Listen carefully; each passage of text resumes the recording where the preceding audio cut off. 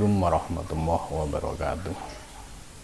Ila khadratin Nabil Mustafa Rasulillah sallallahu alaihi wasallam wa ila ikhwanihi minal anbiya wal mursalin wal auliya wasyuhada wasyolikin wal malaikatul muqarrabin, khususan musannaf handal kitab Syekh Muhyiddin Ibn Arabi wa khususan Laumul Fatihah. A'udzu billahi minasyaitonir rajim. Bismillahirrahmanirrahim. Alhamdulillahi rabbil alamin arrahmanir rahim maliki yaumiddin. Iyyaka na'budu wa iyyaka nasta'in ihdinas siratal mustaqim siratal ladzina an'amta 'alaihim ghairil maghdubi 'alaihim waladdallin. Bismillahirrahmanirrahim. Subhanaka la ilma lana illa ma 'allamtana innaka antal alimul hakim. La haula wa la quwata illa billahil aliyyil azim. Rabbis shrahli sadri wa yassirli amri wahlul 'uqdatam min lisani yafqahu qawli amin ya rabbal alamin. Qala musannif rahimakumullah wa nafa'ana bihi wa Malam ini kita melanjutkan kajian kitab Al-Futuhat Al-Makkiyah karya Syekh Muhyiddin Ibn Arabi. Sebelumnya kita sudah membahas tentang pandangan kaum Mujassimah dan kaum Asy'ariyah terkait pandangan mereka yang dikritik oleh Ibnu Arabi. Maka malam ini kita akan melanjutkan pembahasan terhadap mungkin sebagaimana yang sudah dijelaskan pada beberapa pertemuan sebelumnya, bahwa kata mungkin dalam dunia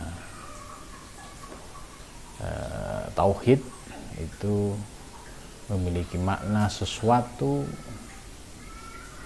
yang bersifat ciptaan. Jadi alam semesta ini termasuk kategori mungkin, dan juga diri kita sebagai makhluk ini juga masuk dalam kategori mungkin. Maka ketika nanti ada kata mungkin dalam pembahasan kitab ini, kita sudah paham yang dimaksud mungkin itu adalah sesuatu selain Allah atau yang disebut dengan makhluk. Qala musannaf, iftiqarul mumkin lil wajib bidzati wal istighna'i adzati lil wajib dunal mungkin yusamma ilahan. Iftiqarul mumkini yaitu yang dimaksud butuhnya makhluk, kita langsung mungkin dimaknain makhluk. Iftiqarul mumkin, butuhnya makhluk, lil wajib, bagi zat wajibul wujud, lil wajib bidzat itu dengan kata lain adalah zat wajibul wujud, wal istighna'i adzati, bahwa zat wajibul wujud itu termasuk istighna'u dzat. Jadi maha kaya dari segala sesuatu, tidak perlu dengan apapun dan siapapun. Itu disebut istighna'u dzat. Berbeda dengan mungkin makhluk. Mungkin adalah makhluk ciptaan. Tentu di dalam diri makhluk ini banyak sekali kelemahan-kelemahan. Maka mungkin ini butuh kepada yang disebut zat wajibul wujud. Nah, maka dalam hal ini ya, kalau orang yang memahami hakikat tidak utuh dan tidak paham, ya itu seringkali mencampur aduk gitu. Dia itu mungkin, dia itu makhluk, tapi ngaku-ngaku ya sebagai Tuhan. Nah, pemahaman dan pengakuan semacam ini tidak dibenarkan. Maka dari penjelasan makalah Syekh Ibnu Arabi ini jelas bahwa posisi mungkin itu membutuhkan zat wajibul wujud. Artinya setiap hamba pasti membutuhkan Allah Subhanahu wa ta'ala. Setiap makhluk pasti membutuhkan Al-Khaliq pencipta. Sebab keberadaan makhluk itu diadakan dan diciptakan oleh Al-Khaliq gitu. Lah Al-Khaliq termasuk istina'udzati. Ya maha cukup, tidak perlu dari makhluk lagi. Lah yang justru yang perlu dengan Allah adalah al-mumkin, yaitu makhluk, yaitu kita sebagai hamba itu membutuhkan ya iftiqarul mungkin lil wajib bidzat. Itu. Maka penjelasan selanjutnya wal istina'u dzati lil wajib dunal mumkin yusamma ilahan, ya. Dari dua aspek tadi, mungkin butuh dengan wajibul wujud. Jadi makhluk butuh dengan zat wajibul wujud. Maka zat wajibul wujud inilah ya dia yang disebut yusamma ilahan, disebut sebagai Tuhan, karena dia lebih berkuasa dari makhluk. Makhluk ini kan tidak punya kuasa apa-apa. Yang punya kuasa adalah zat wajibul wujud. Karena yang punya kuasa zat wajibul wujud, maka yang disebut sebagai ilah, sebagai Tuhan adalah zat wajibul wujud. Itu. Nah, di sini sudah mulai ada pemilahan secara jelas. Jadi jangan sampai dalam memahami ajaran Ibnu Arabi terjadi ilhad, yaitu mencampur aduk antara hamba dan Tuhan. Nah, pencampur aduan ini sudah sering kali terjadi, ya. Sudah banyak sekali contoh-contoh ya para pengikut ajaran para sufi tapi tidak memahami secara utuh. Yang akhirnya ajaran ini menjadi ajaran yang tanda kutip dianggap menyimpang karena keluar dari ajaran yang aslinya.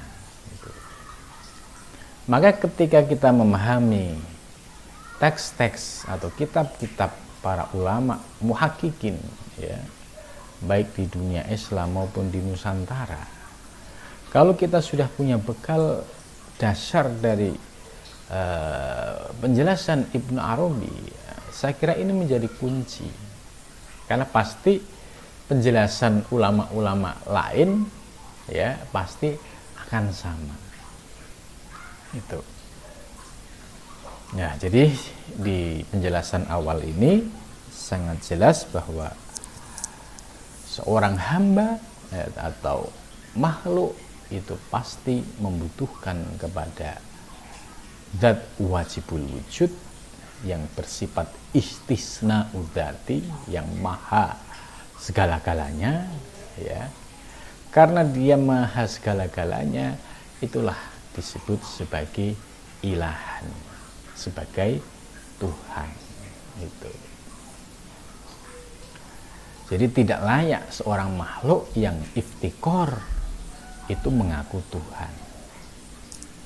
Nah, dalam Al-Quran juga telah dijelaskan ya, bagaimana Fir'aun karena merasa memiliki kekuasaan tak terbatas, akhirnya mengaku dirinya sebagai Tuhan. Ini contoh. Fir'aun merasa memiliki kekuasaan tak terbatas, ya, dirinya menganggap sebagai Tuhan. Fir'aun tidak sadar bahwa dia ini adalah makhluk. Gitu. Dia diciptakan oleh yang maha pencipta. Dia diadakan oleh yang maha ada.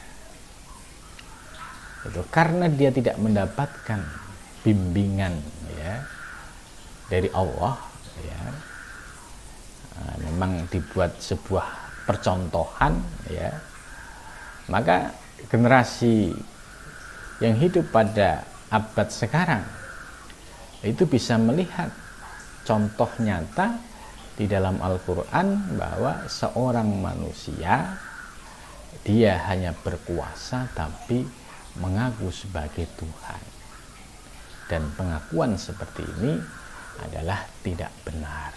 Dia adalah makhluk, dan makhluk pasti banyak kelemahan. Buktinya ya, Fir'aun membutuhkan kekuatan ahli sihir untuk melawan Musa. Ya, sekalipun Fir'aun bisa mendatangkan semua ahli sihir yang dianggap hebat-hebat, toh tidak berdaya menghadapi kekuatan mukjizat dari Nabi Musa. Nabi Musa istilahnya mendapatkan kekuatan dari Allah yang disebut mukjizat, sedangkan para sihirnya Fir'aun mendapatkan kekuatan dari ya kekuatan selain Allah, maka tidak mampu menandingi mukjizat yang diberikan oleh Allah kepada Nabi Musa alaihissalam. Begitu juga ketika Fir'aun mengejar Nabi Musa sampai akhirnya laut terbelah, itu pun menunjukkan sebagai kuasa Allah. Ya, kuasa Allah. Laut bisa membelah. Fir'aun yang mengaku sebagai Tuhan akhirnya ditenggelamkan di dalam laut. Ini menunjukkan bahwa manusia siapapun orangnya itu adalah hamba yang lemah. Nah, ketika ditenggelamkan oleh Allah di tengah laut, ya, Allah akan menyampaikan siapa yang lebih kuasa. Nah, akhirnya disadari yang kuasa ya hanya Allah Subhanahu wa Ta'ala. Ya begitu juga di dalam zaman modern, ya tentu ada kesamaan lah, mungkin konteksnya beda. Kalau zaman Nabi Musa itu lawannya adalah Fir'aun. Nah, di zaman sekarang juga bisa jadi makhluk, ya, manusia, hamba yang diberikan satu kelebihan oleh Allah. Ya, misalkan satu kelebihan materi, kelebihan otak, kecanggihan. Ya, karena hatinya tertutup bisa jadi dia mengaku yang istimewa, bahkan menafikan Allah. Gitu. Yang hebat bukan Allah, adalah saya, karena dia bisa menciptakan teknologi. Akhirnya muncullah ateisme. Nah, orang-orang yang semacam ini juga pasti akan ditunjukkan kemahaperkasaan Allah Subhanahu wa Ta'ala. Ya, kita bisa merasakan saat ini ya dengan adanya wabah corona COVID-19, Ini Allah sedang menunjukkan sifat maha perkasanya. Ya, siapapun, negara manapun, semua terimbas, tidak mampu menghindar. Semua atas kuasa dan izin Allah Subhanahu wa Ta'ala. Boleh dikatakan, siapa yang paling berkuasa saat ini? Ya hanya Allah. Karena makhluk-makhluk yang awalnya merasa hebat tidak berdaya menghadapi COVID-19 ini. Jadi inilah cara Allah, cara Allah untuk menyadarkan manusia, supaya manusia ini bisa menyadari titik lemahnya. Yang merasa hebat, tiba-tiba muncul kesadaran, oh ya, saya sebagai hamba yang tidak punya daya upaya. Yang merasa kaya dengan kehebatannya, juga ketika terdampak pada COVID juga tidak berdaya apa-apa. Jadi disinilah ada sebuah hikmah. Kita diajarkan untuk mengambil semua hikmah dari peristiwa ini. Bahwa manusia yang merasa hebat-hebat tadi akhirnya runtuh. Pengakuan-pengakuan dirinya, dan mau tidak mau ya harus bersimpuh di hadapan Allah Subhanahu wa Ta'ala. Ya, di zaman sekarang ini, selama pandemi ini kita mendapatkan banyak pelajaran yang luar biasa, ya. Bagaimana dampak COVID ini, ya. Kita lihat di media sosial itu setiap hari selalu ada kabar meninggal, ya, dari para tokoh, dari para kiai, para ulama atau orang umum.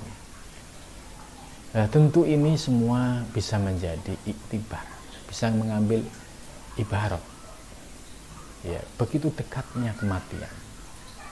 Jadi ketika seseorang terinfeksi COVID-19, ya, itu sudah kayak seolah-olah ya, selangkah lagi itu sudah pintu kematian sudah sangat dekat. Dan COVID ini juga tidak bisa dideteksi, dihindari di mana dan kapan berada. Kita hanya bisa berusaha dan berikhtiar bagaimana ya menjaga diri, ya, termasuk cuci tangan, bawa masker. Ini bagian dari usaha dan ikhtiar kita. Tapi dengan sifat tawadhu kita, ya, sifat kita bersimpuh di hadapan Allah Subhanahu wa Ta'ala, mohon perlindungan kepada Allah, ya, mudah-mudahan kita termasuk yang diselamatkan oleh Allah Subhanahu wa Ta'ala.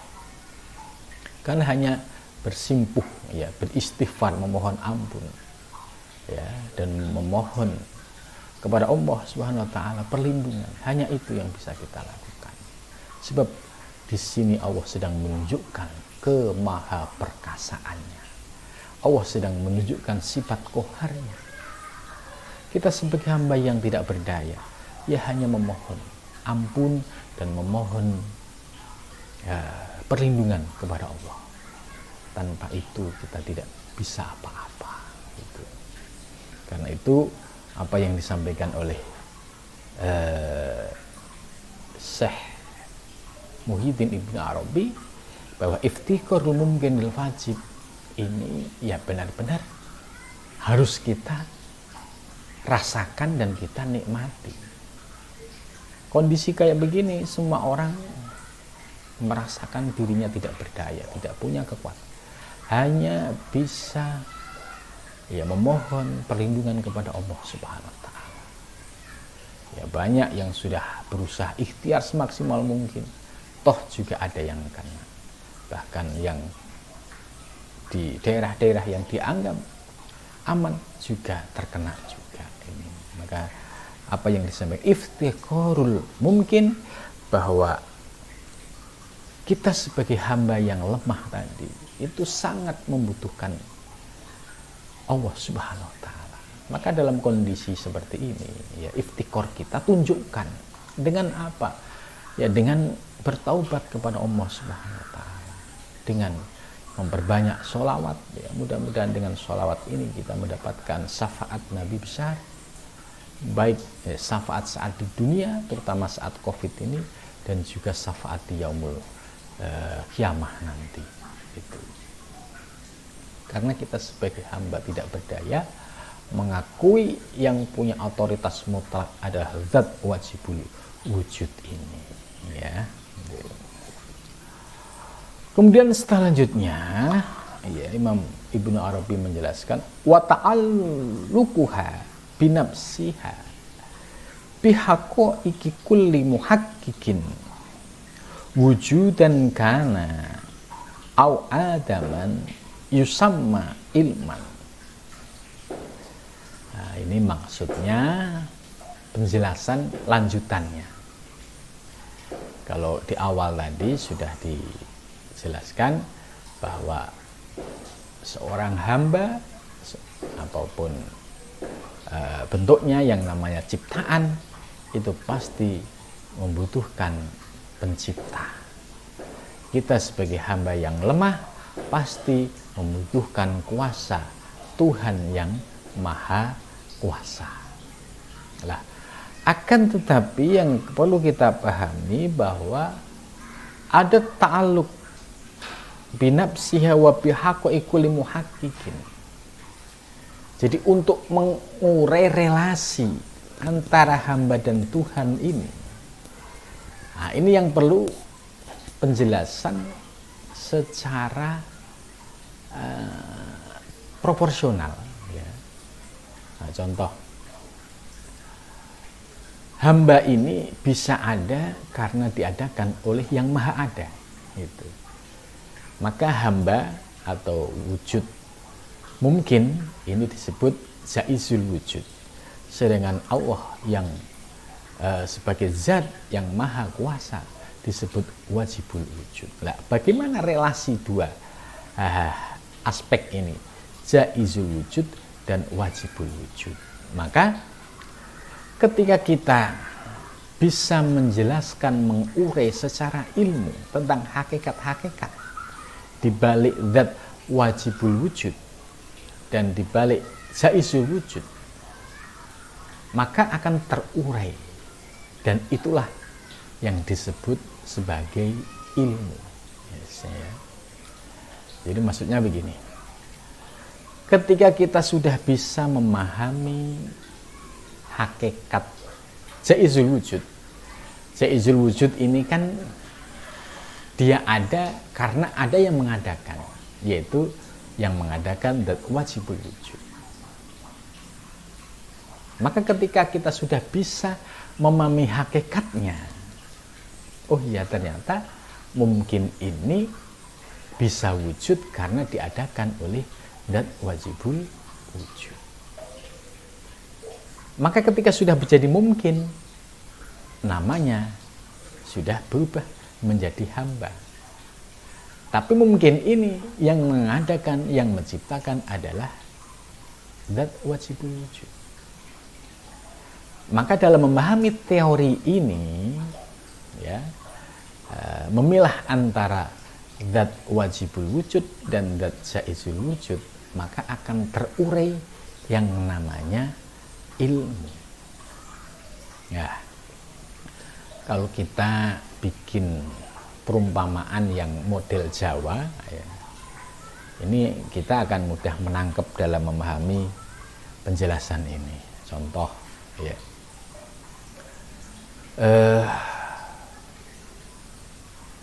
kapas. Ini perumpamaan yang dibuat oleh Syekh Hamzah Fansuri. Ya. Kapas. Kapas ini sebagai zat, ya, sebagai wujud. Kemudian kapas ini berproses menjadi benang. Jadi proses menjadi benang. Maka ketika diproses menjadi benang, pemilahan dari kapas menjadi benang, ya, ini yang disebut teoritik. Nah, ini yang disebut ilmu. Ada teorinya. Kemudian dari benang berproses menjadi kain. Ya, karena prosesnya itu pun ya menggunakan cara. Ya, maka akhirnya proses kapas menjadi benang, benang menjadi kain. Proses inilah yang disebut sebagai proses, yaitu secara ilmu. Nah, maka dalam teori ilmu harus juga memahami batasan-batasannya. Ketika sudah berupa benang, jangan lagi disebut kapas. Apalagi setelah menjadi kain, jangan lagi disebut kapas. Nah, ini perumpamaan seperti ini sebenarnya kita langsung lebih mudah mencerna daripada penjelasan ya dengan teks Arab tadi yang sudah dijelaskan tadi. Tentu dengan perumpamaan kapas, benang, kain, ini kita sudah mulai tergambar apa sih yang dimaksud oleh Ibnu Arabi. Contoh lain yang mungkin ini juga memiliki kesamaan. Ketika kita melihat laut, ya, laut ini kan kumpulan air dalam jumlah besar, itu namanya laut. Kalau kumpulan air dalam gelas ini ya namanya kopi, gitu kan. Tapi kalau kumpulan air dalam jumlah besar, tak terbatas, ya, itu namanya laut. Nah, laut ini hanya sekedar nama. Apa zatnya? Apa wujud aslinya? Adalah air. Gitu. Jadi zat air ini adalah wujudnya. Kemudian laut ini nama untuk air dalam jumlah besar. Ya, karena posisinya di tempat yang sangat luas, ada angin, ya, menjadilah ya gelombang yang disebut dengan ombak. Ombak ini juga air yang digerakkan oleh angin. Gitu. Nama ombak juga sebatas nama. Esensinya adalah tetap air. Gitu. Ketika sampai pinggir ada buih, ya. Kalau bahasa Jawa namanya suntuk, ya. Suntuk ini karena efek tadi ombak yang begitu keras, akhirnya keluarlah yang namanya buih. Buih kalau dilihat wujudnya aslinya adalah air. Nah, ini yang dimaksud oleh Ibnu Arabi, ya, itu seperti itu. Ya, ketika sudah berwujud, ya, menjadi ombak, berwujud menjadi laut, ombak, kemudian buih, ini adalah nama-nama masing-masing. Tapi hakikat zatnya satu, yaitu air. Tapi namanya bisa laut, bisa ombak, bisa buih. Ya, sama kayak tadi. Asli zatnya adalah kapas, tapi berproses menjadi benang, terus menjadi kain, terus sampai akhirnya menjadi baju. Zat asalnya adalah kapas. Itu. Jadi perumpamaan-perumpamaan hakikat ini ternyata ya Ibnu Arabi sudah menjelaskan seperti ini. Cuma konteks contoh tadi itu kan memang para ulama sufi itu membuat contoh itu ya sesuai dengan konteks lingkungannya. Itu. Kalau kita yang kapas benang ya kita paham. Oh, karena memang prosesnya seperti itu. Kita yang di sini yang suka lihat laut juga ngerti, oh laut memang ya seperti itu. Nah, ini adalah satu penjelasan bahwa untuk menjelaskan bisa memahami tadi laut, ombak, buih, ini namanya ilmu. Gitu. Namanya ilmu. Disebut ilmu apa ya? Ilmu hakikat, ilmu hakoik, ya, ilmu hakikat. Begitu juga contoh kapas, benang, kain, ini juga penjelasan dari ilmu hakoik, ilmu hakikat. Itulah. Dari penjelasan teori ini kita harus paham dulu, harus sampai pada tahapan ilmu yakin. Sebab kalau secara ilmu yakin dia nggak paham, maka akan berantakan pemahaman selanjutnya. Contoh ini orang yang pemahamannya tidak utuh ya, ketika ditanya ya, di pinggir laut itu banyak sekali buih, ini apa? Ya ini laut gitu kan. Kok laut? Ini kan buih. Nah, ini namanya mabuk ya kan. Itu apa? Itu air. Padahal itu gelombang, itu ombak gitu. Nah, kaitannya dengan konteks ya, wujud manusia dan sekitarnya, itu juga sama proses tahapan-tahapan. Ini contoh-contoh tadi itu ya hampir persis dengan proses kejadian manusia. Kalau sudah wujud makhluk ya, wujud pohon, wujud binatang, wujud manusia, ya dia sebagai wujud tajalli. Jangan ngaku-ngaku dia sebagai wujud Allah. Nah, kan gitu.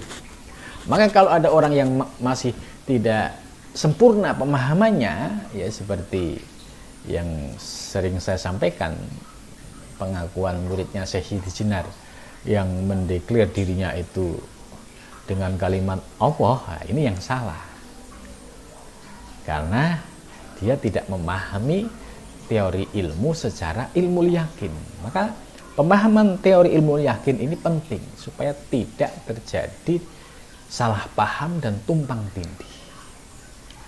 Maka dari dalam Al-Quran dijelaskan wa'allama adamal asma'a kullaha. Jadi Allah memberikan ya, penjelasan kepada Adam itu semua nama-nama. Oh ini namanya manusia, ini pohon, ini penjelasan dari ayat Al-Quran.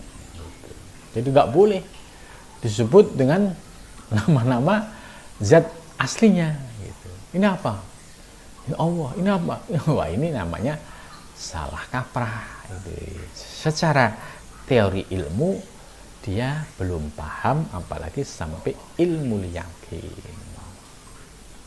Kalau kita sudah paham secara ilmu yakin, ya terus kita belajar memandang, ya melihat wujud-wujud yang ada di sekeliling kita.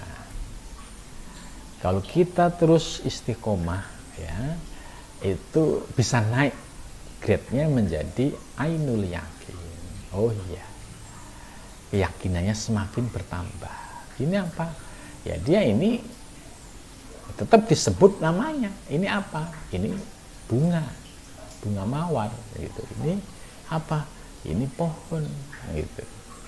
Jadi tidak mabuk lagi. Kalau yang mabuk kan tadi semua disebut dengan nama Allah misalkan. Ini apa? Allah. Ini apa? Ini yang salah. Ini yang namanya sukar atau mabuk. Ya. Nah, oleh Ibnu Arabi, ya kita secara teori ilmu ini harus tuntas dulu. Ilmu yakin harus tuntas. Kemudian kita amalkan menjadi ainul yakin, sampai puncaknya kita akan merasakan namanya hakul yakin. Hakul yakin ya dia bisa membahasakan secara sesuai dengan nama-namanya. Ini apa? Laut, ini apa? Ombak, ini apa? Tetap di dalam hatinya dia selalu bisa mengembalikan kepada Allah Subhanahu wa Ta'ala. Nah, sama contoh tadi, melihat kapas, benang, kain, dia bisa menyebut nama-namanya, tapi dia tahu hakikatnya. Sama juga ketika ini apa? Makhluk, ini binatang, ini pohon, ini manusia, ini si A, si B, si C. Dia memanggil dengan sesuai nama-namanya, tapi dia paham hakikatnya. Inilah penjelasan dari Ibnu Arabi terkait tadi. Teori ilmu ini harus dipahami sampai ainul yakin, hakul yakin. Dan dalam tahap ilmu ini harus tuntas, ya. Sebab kalau tahap ilmu ini nggak tuntas, ini bahaya, campur aduk. Ini yang terjadi pada abad 14-15, ya, yaitu murid-murid Syekh Siti Jenar yang mereka memahami tidak utuh, akhirnya terjadilah penyimpangan. Selanjutnya, wa ta'alluquha bil mumkinat. Bagaimana ta'alluq, ya, keterkaitannya dengan hal-hal yang mungkin. Mungkin itu berarti terkait wujud alam semesta. Min haitsu mahiyal mumkinat, dari sisi dia posisi sebagai makhluk mumkinat. Alaih yusamma ikhtiaron, maka disebut sebagai ikhtiar. Nah, ini menarik ini. Apa itu ikhtiar? Ikhtiar itu sebagai upaya makhluk, ya, karena sedetik yang akan datang itu dirahasiakan oleh Allah. Maka makhluk punya ruang untuk usaha dan ikhtiar. Soal hasilnya apakah sesuai dengan kehendak Allah atau tidak, itu bukan urusan kita. Gitu. Jadi seorang hamba tugasnya itu usaha dan ikhtiar. Kenapa? Karena sedetik yang akan datang terjadi di alam semesta itu dirahasiakan oleh Allah. Karena kita tidak tahu sedetik yang akan datang, maka kita diajarkan dalam teori akidah Asy'ariyah usaha dan ikhtiar. Contoh, ya, kalau misalkan ada orang punya keyakinan rezeki kita kan sudah dijamin oleh Allah SWT, terus dia nggak mau usaha ikhtiar, kerja nggak mau, ya, ngapa-ngapain nggak mau, karena keyakinannya benar, rezeki kita dijamin oleh Allah SWT. Tapi dia tidak bisa memahami secara utuh bahwa rezeki itu pun berproses, ya, tidak turun dari langit terus masuk ke dalam mulut.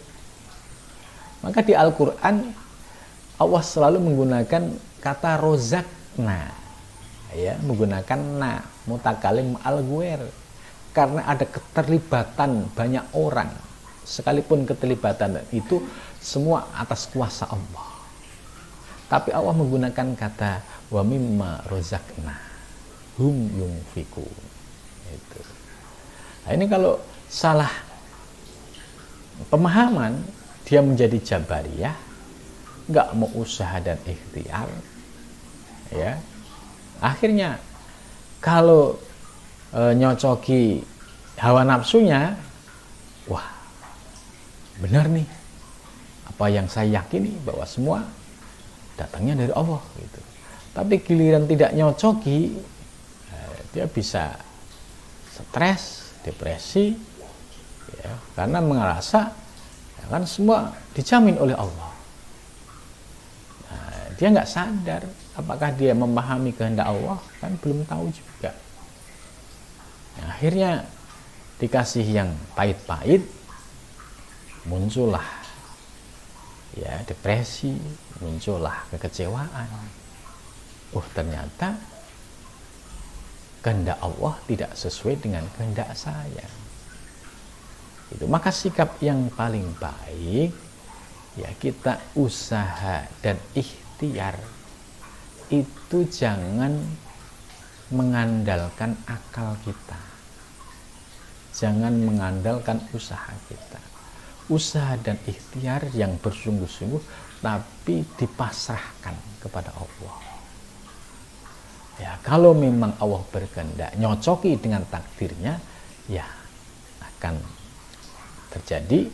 Tapi kalau tidak, ya sudah, kita sabar, kita terima apapun kondisinya.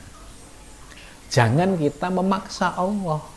Memaksa Allah itu, misalkan kita punya keinginan, karena kita punya keinginan, kemudian kita mendekatkan diri kepada Allah, ngerayu Allah ya, dengan sholat, dengan zikir. Tujuannya yang ngerayu supaya kehendak karepnya itu dikabulkan. Ternyata yang terjadi tidak sesuai dengan harapan. Apa dampaknya? Pasti orang tersebut malas zikir, malas ibadah. Ngapain ibadah zikir? Saya sudah mendekatkan diri kepada Allah juga nggak terkabul juga. Nah, ini karena ada salah niat ketika dia melakukan semua itu. Jadi ikhtiar yang paling baik ya adalah ikhtiar yang disandarkan kepada Allah Subhanahu wa taala ya, karena kita memahami bahwa sedetik yang akan datang itu dirahasiakan oleh Allah. Karena itu rahasia Allah, maka ya pasti ada dua kemungkinan. Ada kalanya kehendak kita sesuai dengan kehendak Allah. Alhamdulillah ya Allah, doa saya dikabulkan. Nah, ini berarti sesuai dengan kehendak Allah. Tapi ada kalanya keinginan kita nggak sesuai kehendak Allah. Kita pengennya ini, ya kan? Tapi Allah dikasih ini yang pahit-pahit. Ya memang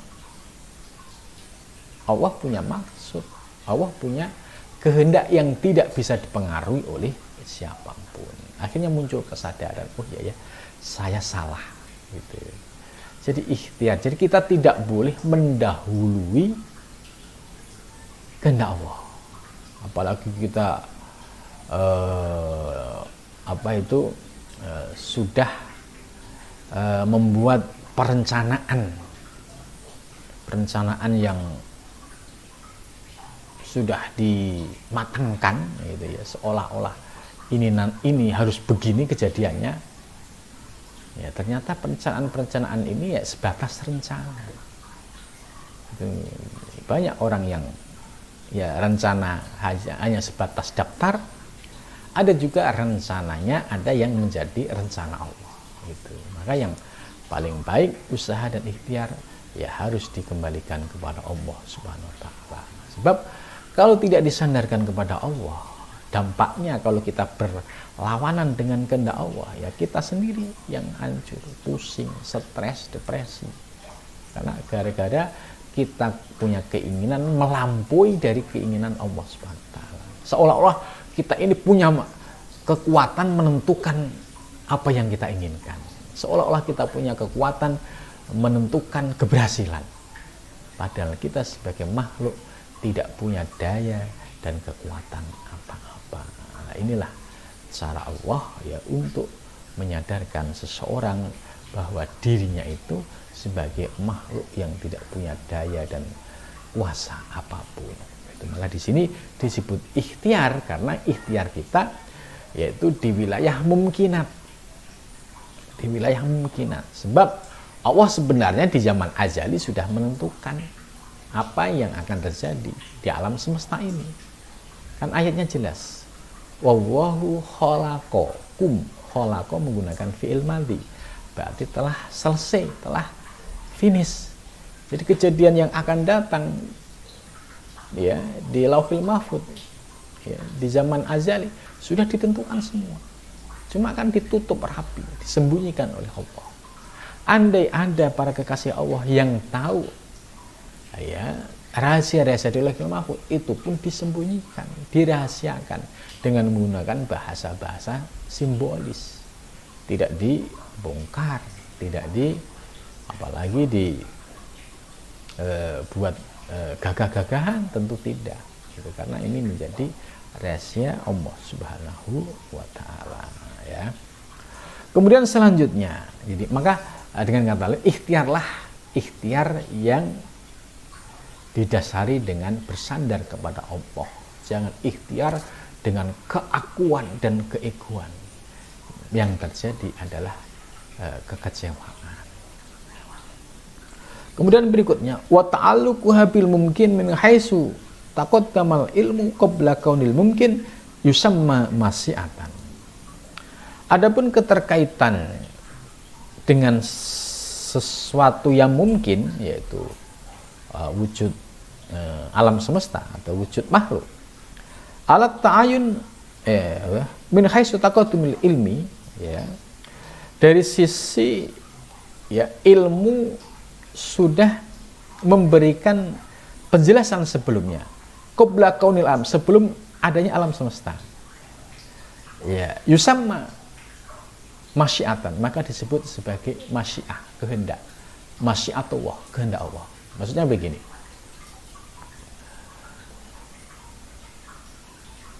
proses kejadian di alam semesta ini kan disebut mungkin. Jadi proses kejadian di alam semesta, ya, mulai dari diri kita, lingkungan terdekat kita, atau yang sifatnya individual maupun global, ya, ini kan oleh penjelasan ini min haitsu taqaddumil qabla kaunil mumkin, ini kan sudah ditetapkan oleh Allah pada zaman azali. Maka di sini menggunakan min haitsu taqaddumil ilmi qabla kaunil mumkin, sebelum alam semesta ini ada. Itu sudah diciptakan dan sudah diskenariokan oleh Allah Subhanahu wa taala.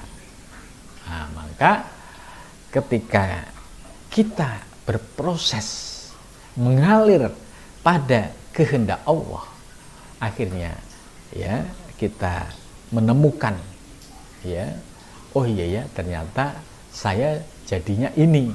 Nah, ini namanya masyiatullah, yaitu kehendak Allah. Karena masyiatullah, kehendak Allah ini nggak bisa lepas dari apa yang sudah ada di Lauhul Mahfuz di zaman azali.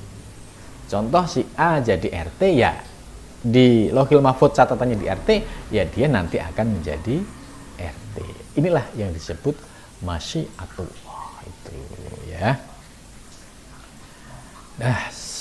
Sama masyiatan, ya. Saya kira cukup sampai di sini dulu, ya, dari penjelasan ini, ya, cukup memberikan penjelasan secara rinci dalam memahami ajaran-ajaran hakikat yang disampaikan oleh Syekh Muhyiddin Ibn Arabi. Mudah-mudahan ketika kita diberikan anugerah kefutuh ilmu, ya, dalam memahami kitab ini, dan bisa meresap ke dalam diri kita, menjadi amal kita, ya, kita praktekkan dalam kehidupan sehari-hari, sehingga ilmu ini berbuah menjadi amal. Mudah-mudahan kita diberikan kekuatan istiqomah. Amin ya rabbal alamin. Wassalamualaikum warahmatullahi wabarakatuh.